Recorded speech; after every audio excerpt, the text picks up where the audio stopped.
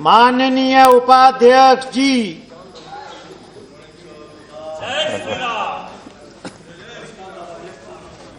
Honourable members, the matters under Rule 377 shall be laid on the table of the House. Members who have been permitted to raise matters under Rule 377 today and are desirous of laying them may personally hand over the text of the matter at the table of the House within 20 minutes. Only those matters shall be treated as laid for which the text of the matter has been received at the table within stipulated time. The rest will be treated as lapsed. Now we are taking the Maternity Benefit Amendment Bill 2016. Honourable Minister. Deputy Speaker, sir, I beg to move the motion that the bill further to amend the Maternity Benefit Act 1961 as passed by Rajya Sabha be taken into consideration. Anything you want to say about this bill, please? You want to say something? Sir, this is... Take your own time, but take your own. No urgency. Happily take half an hour.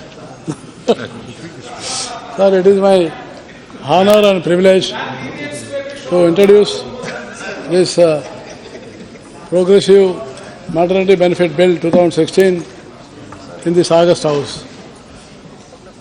Sir, in India and also in the world over, the labour has been recognized as a force to reckon with. Participation of women workforce in the formal sector have been increased. And however, the well-being of the woman during the pregnancy and after childbirth has been a matter of serious concern. That's why, though the labour is under the concurrent list, the various legislation passed by respective legislative assemblies and also the Parliament to safeguard the interest of workers in the country. So this Maternity Benefit Act 1961 is one such important legislation for providing maternity benefit to the women workforce in organized sector. The Act regulates the employment of women certain establishments a period before, after childbirth, and provides for maternity and certain other benefits. The Act has been enacted to secure the family and the uniformity in respect of maternity benefit to women workers. And this is as per with the Employees State Insurance Act 1948, which is relating to the maternity benefit.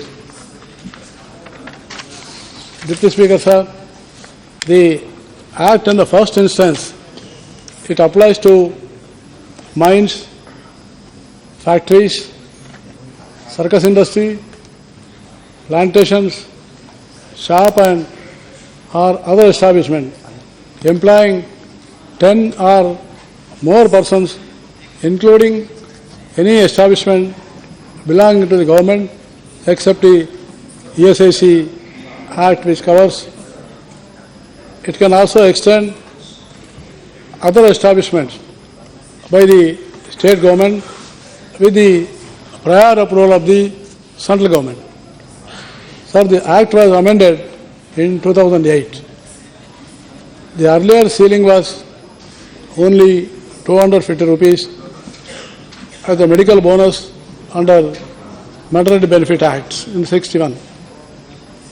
And now that was increased up to 1,000 rupees. If no prenatal confinement and postnatal care is provided by the employer free of charge. Besides, the power of increased medical bonus was given to the central government subject to the maximum amount of 25,000. But as for our 44, 45th and 46th Indian Labour Conference, they have recommended for enhancements of this mandatory benefit.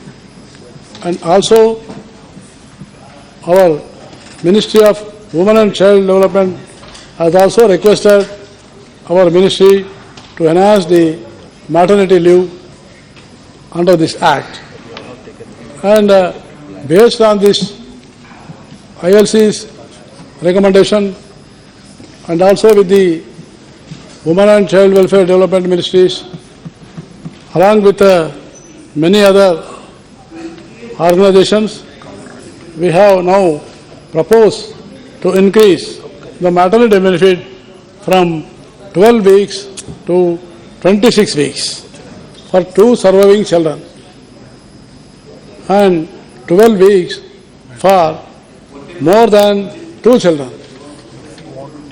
And the commissioning mother and adopting mother, for both of them also will have 12 weeks maternity benefit. And in this, we facilitate work from home also. And it is a mandatory provision of Krichi in respect of establishment of 50 or more employees, and also to intimate in writing electronically to a woman at a time of initial appointment about the benefits of maternity benefit under this act. So this objective is, the very objective, increase the maternity benefit for the purpose of providing full maternal care to newborn child during the most formative period, and enhanced benefits proposed in the present amendment bill will have a positive impact on women participation in the labour force. It will improve work-life balance of the women workers. It has been endeavour of government to ensure well-being of mother and child. The amendments proposed in the bill will go to a long way in this direction. Sir, if the bill is passed, I am sure it will benefit mother to be employed in organized sector in the country. This is also a move in a right direction in the vision of India government led by Honorable Prime Minister Sri Narendra Modi ji to provide benefits to women workforce, to encourage them to participate in the overall economic growth of the country. With these words, I commend this bill for consideration of this August House. Kumari Susmita Dev. Seek your permission to speak from here. I would like to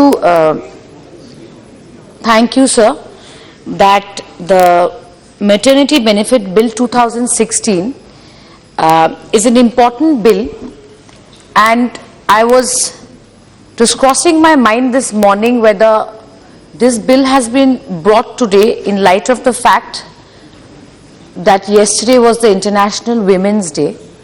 Because in my view, this bill, although addresses the dilemma of women in the organized sector who are pregnant or lactating, clearly this bill is not about just the women of India. And the reason I say this is the strength of our future generation, their capacity to work, whether it's health or whether it's the strength, internal or external, actually directly depends on how well we look after our women when they are pregnant, and how much of care we give our women during the period that they lactate when they're breastfeeding a child. So clearly this bill, although focuses on that phase of a woman's life, how well we implement this bill has a direct impact on the health of our future generations, because after all, it is a woman's physical strength which will give birth to a strong child, which will in turn take part in some form of nation building. So this bill is significant also for the reason that over a period of time, right from the Law Commission of India, there has been a consistent demand that the maternity benefit, the period, should be raised. And the reason that this argument has repeatedly come into the public domain is to improve the number, the volume of women in our country's workforce. And if we could make that increment, that increase in the contribution of women in our workforce, it is bound to have a direct impact on our growth rate, on our economy. So flowing from that, rather than look at this just as a woman's bill and connect it to International Women's Day, I feel that this bill has a larger economic impact, sociological impact, and definitely will impact the future of our country. The key amendments I would briefly address as the opening speaker, that the maternity benefit will apply to the organized sector where there are 10 or more employees, and the period has been extended from 12 weeks to 26 weeks. So it will apply to factories, mines, shops and establishments. And significantly, where this period was applicable to only 6 weeks before, if I remember correctly, now it can date back to 8 weeks before the expected date of delivery. I think that's a good amendment. Apart from that, it says if you have 2 or more children, this period will be reduced to 12 weeks. Also, there is a new concept of commissioning mother, and adopting is, although not a new concept, commissioning mothers are mothers who will use their eggs to have surrogate children. For them, provided the child is below 3 months, the maternity benefit period is 12 weeks. Like Honorable Minister said, that any establishment with 50 or more employees will have to have creche facilities with all women who will have rights to at least 4 visitation. Apart from that, the employer and the employee during the period of maternity benefit will have the option to work out of home on mutually agreed terms and conditions. Now the question is, I go back to why maternity benefit becomes important in a workplace for a woman, because actually if we look at the figures of our nation, it's quite saddening. It is quite saddening because recently a well-known organization like Save the Children had conducted a survey, and India actually ranked 140th out of 179 countries in the Mothers Index rank. And the reason this figure or this data is important is because that one of the criteria in ranking India as a nation for Mothers Index rank is maternal health and children's well-being. It is also well established in various data in the public domain that only 25% of the paid labor force are women versus the global figures, which is at an average of 40%. I need not emphasize that 90% of our women, Deputy Speaker sir, are actually working in the unorganized sector, and it is only 1.8 million of the pregnant ladies in a year that, in the country, that will actually benefit from this new legislation, because 90% of the women who are part of the labor force, work in the unorganized sector. So the question is, if we were to say that the 2008 Act about the unorganized sector covers that, I would request the Minister to ensure that there is parity, to ensure that there is parity, without which the consequence will be to leave out most of the working women of this country.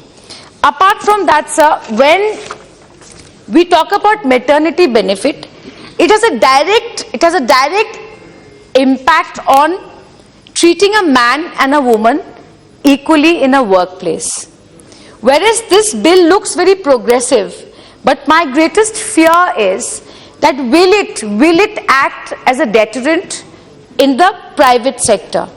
Today, if a 22 or a 23 or a 24-year-old girl applies for a job, will it be the first thought in the mind of the employers that hiring a young woman who's otherwise very capable and well qualified, do I take on a financial burden in that the entire maternity benefit has to be borne by the employer?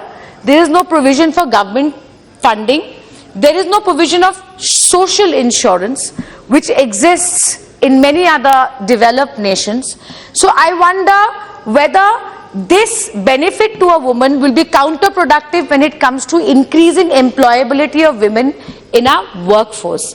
There are two ways we can deal with it. The obvious one I just stated is funding, and I think an innovative thing to do would be to make paternity leave mandatory. If a man and a woman were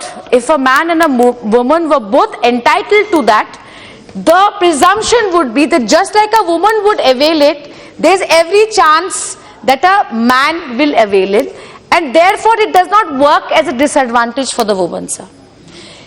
Honorable Minister has addressed that the Minister of Women and Child Development is also written to you, but written to the Honorable Minister. But I am pained to say that I am surprised that Honorable Minister for Women and Child Development, sir, who brought the amendment in the Juvenile Justice Act, in which she has recognized the right of a single man to adopt, not just a single woman, although he cannot adopt a girl child. The question is, today by not giving him paternal paternity benefit, the benefit of taking leave, a fully paid leave when he adopts a child, the question is, are we discriminating? Are we discriminating against that man? Because how is he as a single father going to look after his infant child? So I urge this government to think about this and make it mandatory just like it's for women. So should it be for fathers, whether he's single or whether he's married. Apart from that, sir, there is a criteria for the commissioning mother and for a mother who's adopting legally, if I understand it correctly, that the child must be less than 3 months. Now, what I don't understand is that what is the reason for that criteria? Today, if I have a 4-month-year-old child which I have got through surrogacy or which I have got to adoption, why should this law discriminate against a child which is 4 months or 5 months?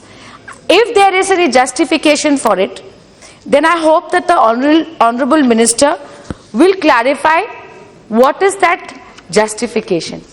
Apart from that, very strangely, that after your second child, your period for maternity benefit substantially comes down to 12 weeks, if I am not wrong. I mean, I feel compelled to say, and I have some vested interest in it, that's Deputy Speaker, sir, I am the 4th child in my family. I have 3 sisters older than me. So if my mother was working when I was born, I would feel that my government is discriminating against me. The benefit of having my mother in the home when my 2 elder sisters are brought up, why should you deprive a 3rd or a 4th child of that benefit? I see no reason why, unless this is it's a family planning policy in disguise which has been brought into the maternity benefit bill. I hope you will clarify that. I hope you will clarify that in your Sakshi Maharaj always pleads with people, you should produce 10 children. Then what about this bill? The government policy is different. Individual. He always pleading and you all are clapping that one should produce 10 children, 10 children. What about that? No, government Then this policy act is will different. not applicable. No, this individual opinion, what he expressed cannot be taken. Government benefit policy is different. Family planning is a government policy. Therefore, that cannot be taken for our discussion. Right. Sakshi Maharaj is the ruling party MP, sir. She was also making the comments, 5 to 10 children for all Hindu women. No, no. Deputy Speaker, sir, I would like to remind the Honourable Minister that it is in his statement of objects and reasons that he's talking about the well-being of the mother and the child. And assuming that my government means what they say and my government will act on what they say, I request you to remove this restriction on the third and the fourth child. And lastly, but not the least, that the facility of a creche, as the Honourable Minister said, there is a criteria where there are 50 employees and more, there's a requirement of a creche which is mandatory. Now the question I ask, sir, that would it be better if all the 50 employees were men, there would be no requirement for a creche?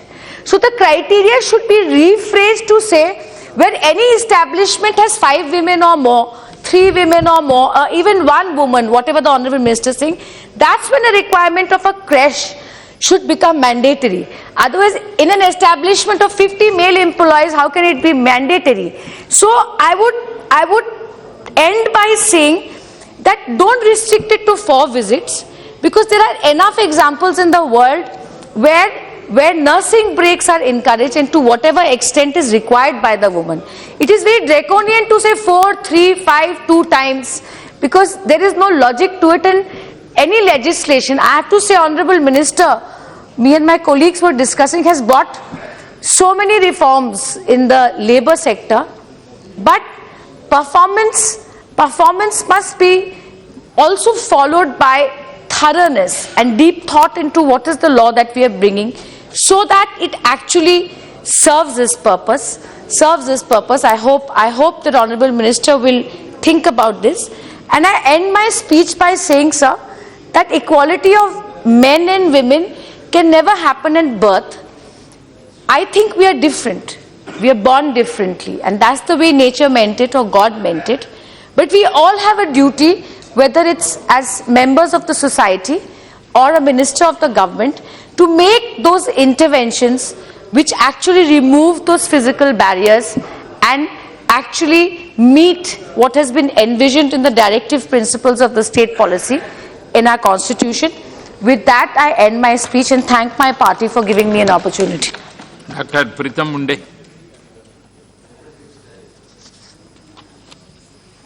Thank you, Honourable Deputy Speaker, sir. At the onset, I would like to thank you for giving me the opportunity to talk on this very important topic of the Maternity Benefit Amendment Bill 2016. This bill mainly proposes to offer certain changes in the Maternity Benefit Act of 1961. The prime focus of which is to increase the duration of maternity leave from 12 weeks to 26 weeks. So now with the social media and everything, the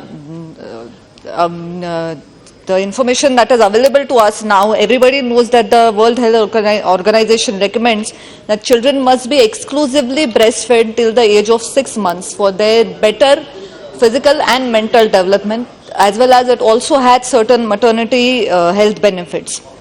Today, when we are dealing with a huge number of infant mortality rate due to malnutrition, doesn't it become our first priority to provide adequate nutrition and rest to the pregnant and the nursing mother?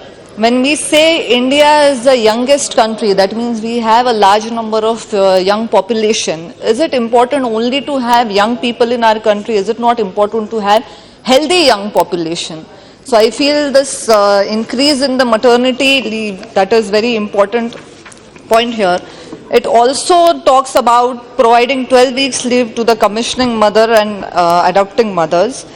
One more important point this amendment bill highlights is providing creche facilities to within prescribed distance at every establishment with 50 or more employees. Here I would like to mention an initiative that has been started by Maharashtra government.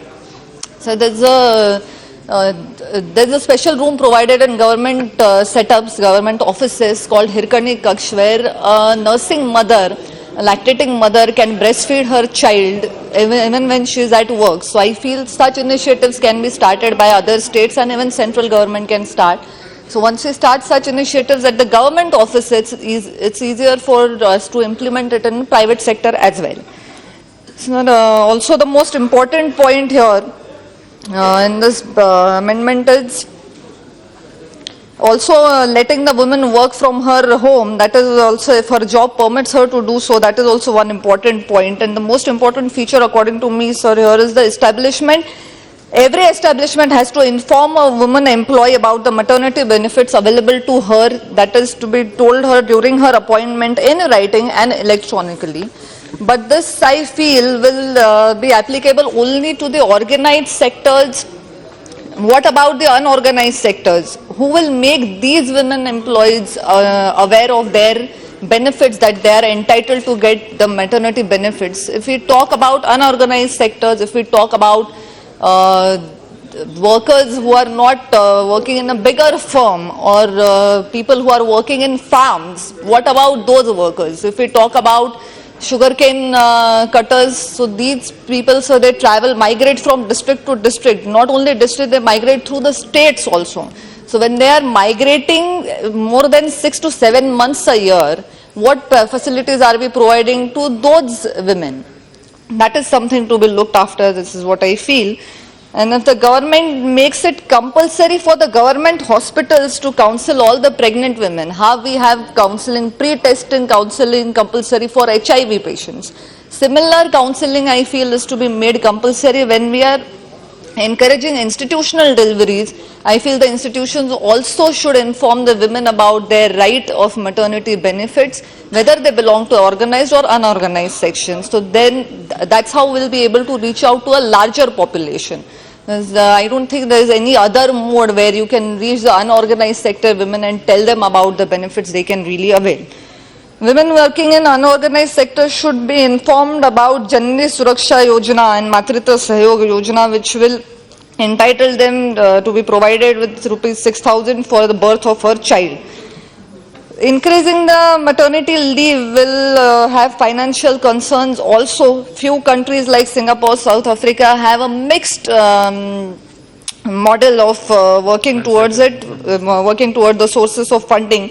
That is, the employer bears the cost and also the government has its share. Similar thing can be, I think, tried in our country also. Private companies tend to spend a share of their profit at CSR activities. So if they can spend it in CSR activities, I think developing a healthier next generation should be one of the top priorities for such companies also. So certain NGOs can take up this cause. And sir, the only changes I would like to suggest through my speech to Honorable Minister is inclusion of unorganized sector in this amendment, and also paternity leave. As Honorable MP Sushmita, they've said that paternity leave also should be included in this, not only for single fathers, but I feel these days when the trend of nuclear family is increasing day by day, if a couple stays somewhere in some town for their job, so if the mother is taking a maternity leave, the father also has equal responsibility and he can also give his share by going for paternity leave. So I feel paternity leave also should be included in this. And sir, not really elaborating, I would just like to end by saying, when we talk about women empowerment, it isn't enough only to talk about it. It is the time when we really empower our women to take their own decisions without any pressure or any guilt. Because, sir, maternity isn't just a phase. It's a way of life a woman starts living since the minute she conceives.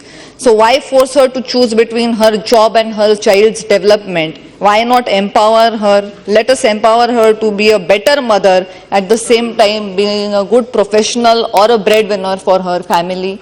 And in the end, I would like to wish all the women belated Happy Women's Day. And I would like to end my speech by supporting this bill. Thank you very much.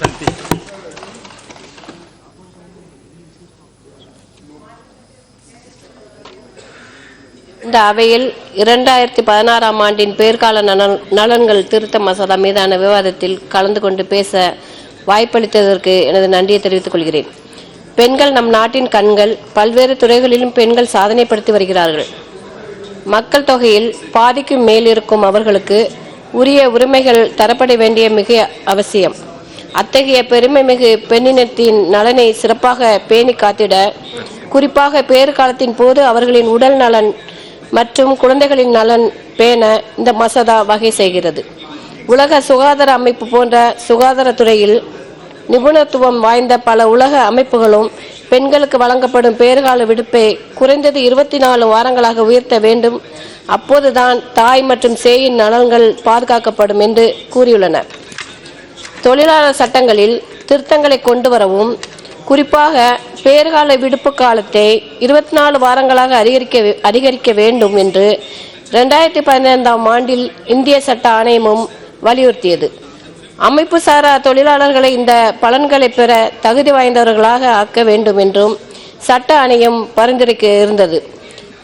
1961ஆம் ஆண்டின் பேறுகால நலன்கள் சட்டத்தில் திருத்தங்களை கொண்டு வர இந்த மசோதா வகை செய்கிறது.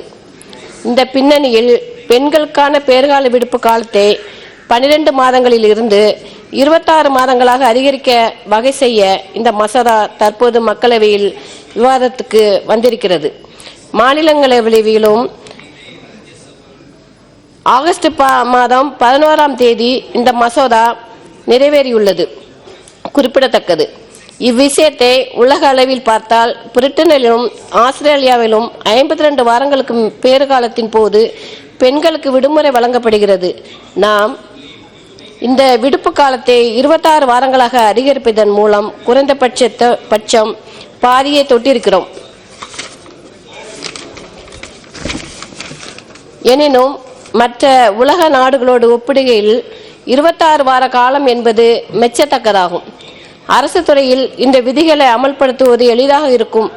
ஆனால் அமைப்பு சாரா பெண் தொழிலாளர்கள் மற்றும் தனியார் துறையில் பணிபுரியும் பெண்களுக்கு இந்த மசோதாவின் பலன்கள் சென்று சேர்வதை மத்திய அரசு உறுதி செய்ய வேண்டும். வீட்டிலிருந்தே வேலை செய்யக்கூடிய வாய்ப்பு இருந்தால் பணி அமர்த்துவோர் அந்த வாய்ப்பை பயன்படுத்தி பெண்கள் இந்த விடுப்பை பெற வழிவகை செய்ய வேண்டும் என்று மசோதா குறிப்பிடுவது வரவேற்கத்தக்கது. முதல் 2 குழந்தைகள் வரை மட்டுமே 26 வார காலம் பேறுகால விடுப்பு வழங்கப்படும் என்றும், 2க்கும் மேற்பட்ட குழந்தைகள் உடைய பெண்களுக்கு 12 வார விடுப்பு மட்டுமே வழங்கப்படும் என்றும் மசோதா வரையறுக்கிறது.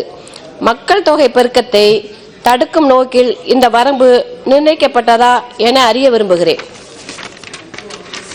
குழந்தைகளை தத்தெடுக்கும் தாய்க்கும் குழந்தை 3 மாதத்துக்கும் குறைவாக இருந்தால் 12 வார விடுப்புக்கு வகை செய்துள்ளதை வரவேற்கிறேன். வாடகை தாய் மூலமாக குழந்தை பெறும் தாய்க்கும் 12 மாத விடுப்பு வசதியை அறிமுகம் செய்திருப்பதும் பாராட்டத்தக்க அம்சமாகும். இதனால் அமைப்புசார் தொழில்துறையில் பணிபுரியும் லட்சக்கணக்கான பெண்கள் பயன்பெறுவது நிச்சயம். 50க்கும் மேற்பட்ட ஊழியர்களை கொண்டிருக்கும் நிறுவனங்கள் வேலையிடங்களுக்கு அருகில் கிரஷ் எனப்படும் குழந்தைகள் காப்பகத்தை கண்டிப்பாக அமைத்து தர வேண்டும் என்று இந்த மசோதா வலியுறுத்துவது மிக நல்ல விஷயமாகும். பேறுகால உயிரிழப்பு விகிதத்தை குறைக்கவும் மத்திய அரசு பல்வேறு நடவடிக்கைகளை எடுக்க வேண்டும். பெண்களின், குறிப்பாக பெண் தொழிலாளர்களின் நலன் காப்பதில் மாண்புமிகு இதய தெய்வம் தமிழக முன்னாள் முதலமைச்சர் புரட்சி தலைவி அம்மா அவர்கள் வழிகாட்டுதல் படி இயங்கும் தமிழக அரசு அளப்பரிய பல நல்ல திட்டங்களை செயல்படுத்தி வருகிறது. மாண்புமிகு புரட்சி தலைவி அம்மா அவர்கள் தமிழக முதல்வராக இருந்தபோது அரசு பெண் ஊழியர்களுக்கான மகப்பேறு விடுப்பு 6 மாதங்களில் இருந்து 9 மாதங்களாக அதிகரிக்க விதி எண் 110 கீழ் மகத்தான அறிவிப்பை வெளியிட்டார். அதன்படி முழு ஊதியத்துடன் கூடிய மகப்பேறு கால விடுமுறை 9 மாதமாக அதிகரிக்கப்பட்டு அதற்கான அரசாணை வெளியிடப்பட்டது. இது இந்திய அரசியல் வரலாற்றில் பொன் எழுத்துக்களால் பொறிக்கப்பட வேண்டிய அளப்பரிய சாதனையாகும். அதன்படி கருவுற்றல் தொடங்கி குழந்தை பிறக்கும் வரையில் எந்த காலத்தில் 9 மாதங்களுக்கு விடுப்பு தேவைப்படுகிறதோ அதனை பெண் ஊழியர்கள் எடுத்துக்கொள்ளலாம். விடுப்பை எந்த காலத்தில் இருந்து எடுக்க வேண்டும் என்பதை அந்தந்த அரசு ஊழியர்கள் முடிவு செய்து கொள்ளலாம். விடுப்பில் உள்ளோர் மகப்பேறு விடுப்பினை நீட்டித்து அரசு உத்தரவு பிறப்பித்துள்ள காலத்துக்கு முன்னராக விடுப்பினை எடுத்து ஓய்வில் இருக்கும் அரசு பெண் ஊழியர்களுக்கு மகப்பேறு விடுப்பினை நீட்டித்துக் கொள்ள தகுதி படைத்தவர்கள் என்று தனது உத்தரவில் தமிழக அரசு தெரிவித்துள்ளது. பெண்களின் குறிப்பாக பெண் தொழிலாளர்களின் நலன் காப்பதில் மாண்புமிகு இதய தெய்வம் தமிழக முன்னாள் முதலமைச்சர் புரட்சித் தலைவி அம்மா அவர்கள் காட்டிய வழியில் தற்போது தமிழக அரசு அளப்பரிய பல நல்ல திட்டங்களை செயல்படுத்தி வருகின்றது. புரட்சித் தலைவி அம்மா அவர்களின் ஆணைக்கு இணங்க பணிபுரியும் பெண்களுக்காக தமிழ்நாட்டில் மேலும் 20 தங்கும் விடுதிகள் புதிதாக அமைக்கப்பட்டுள்ளன. படித்த ஏழை பெண்களுக்கு நிதி உதவியுடன் திருமாங்கல்யம் செய்ய 8 கிராம் தங்கம் வழங்கப்பட்டு வருகிறது.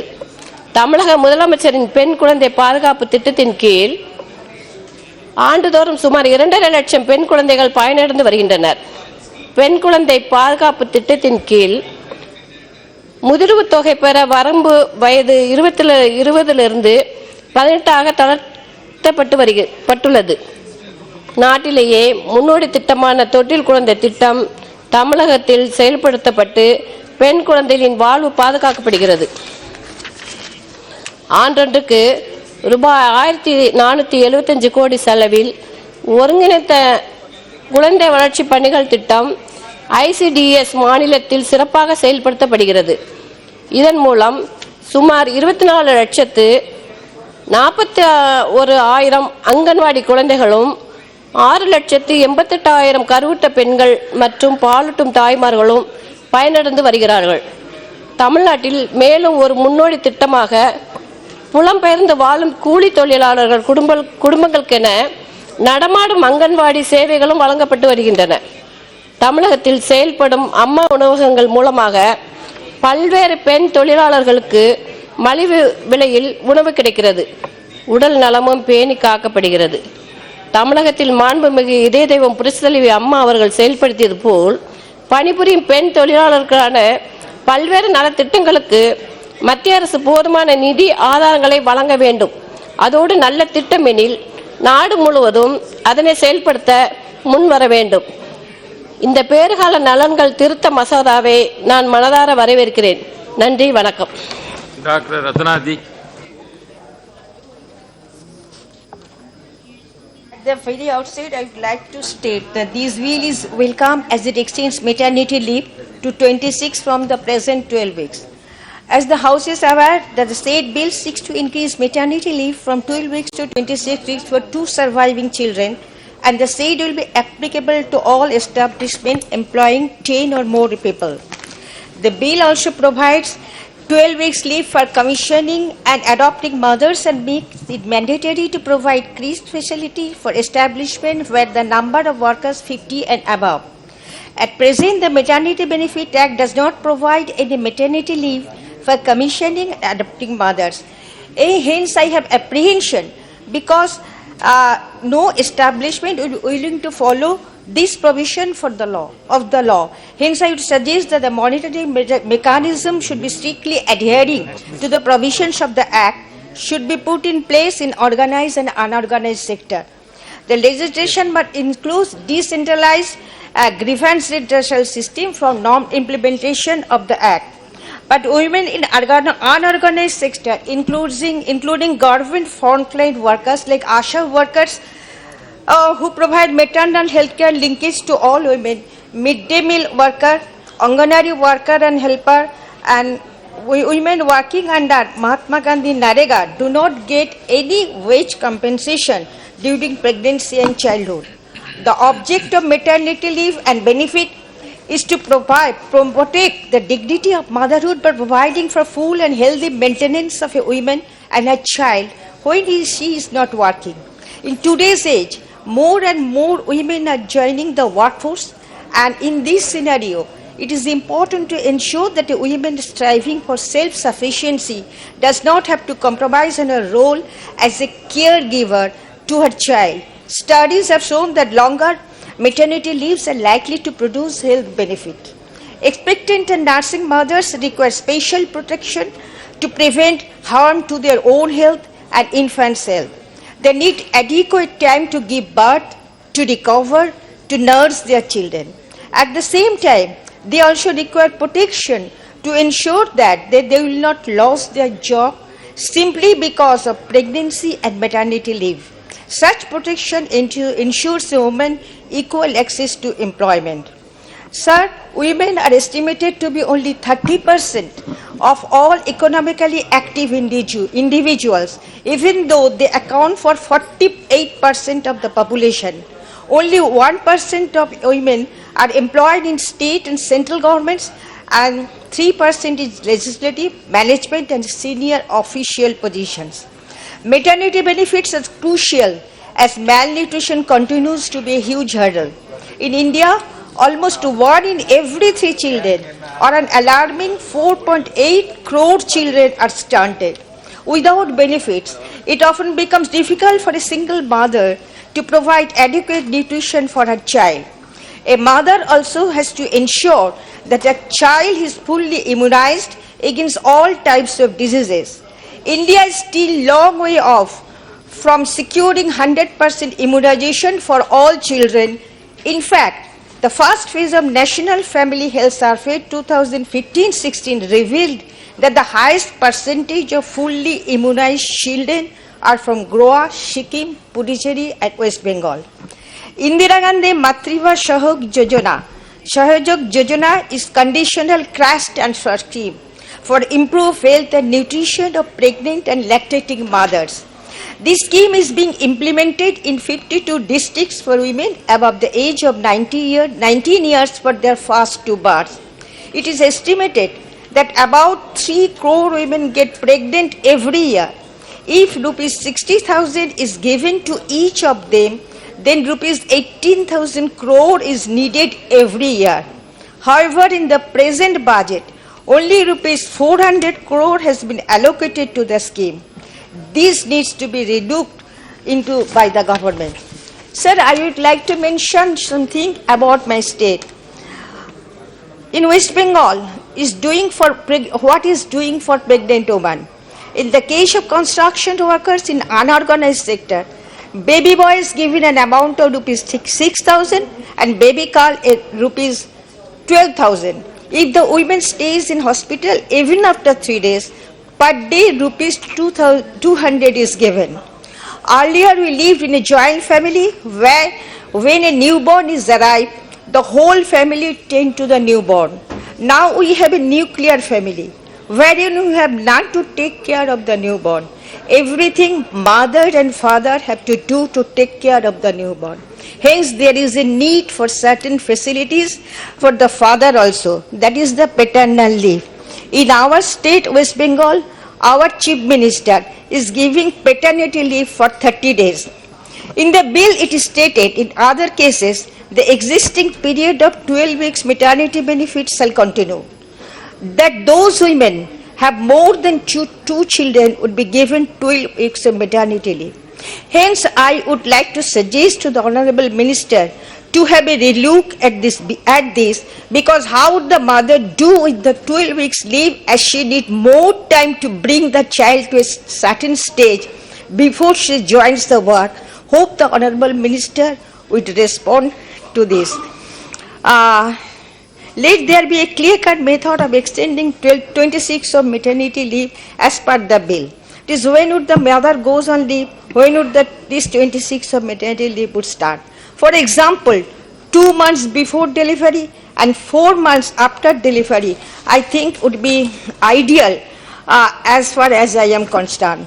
I would like to request the Honourable Minister to take care of women in the unorganized sectors, where women workforce is in a large number and in majority. And that is the reason why women in unorganized sectors are the worst sufferers.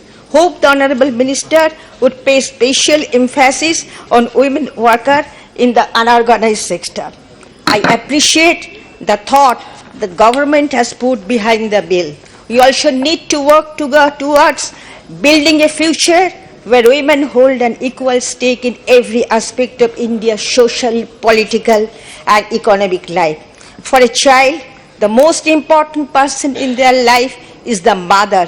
Let us ensure that we build an India where every woman is free to achieve her dreams and no child is bereft of the love that only a mother can provide. Thank you, sir. Sri Tatagat Chatpadi.